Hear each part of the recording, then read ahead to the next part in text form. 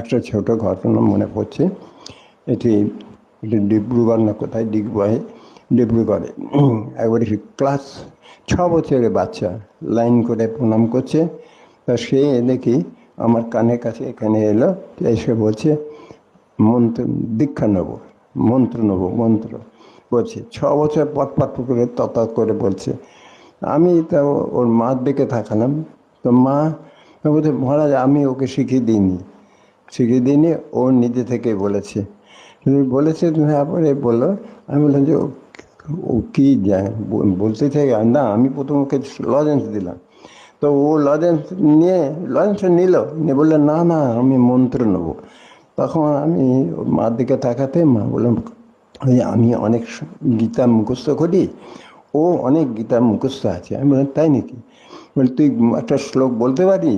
সে খুঁটিয়ে একটা শ্লোক বলে দিল। যখন বললো আমি দেখি টায়ার্ড হয়ে গেছে। আমি বললাম তোর হবে দীক্ষা। পরের দিন আমি ওকে মন্ত্র দীক্ষা দিলাম। দেখলাম ঠিক স্থির হয়ে বসে রইল অতক্ষণ ওইটুকু শিশু। এবং পরে যখন মন্ত্র জিজ্ঞেস করলাম সুন্দর বললো একেবারে। মাঝে মাঝে ফোন করে আমি ওর মাকে জিজ্ঞাসা করতাম যে ও ঠিক আছে কিনা মা দায়িত্ব নিয়েছিল এই জন্য।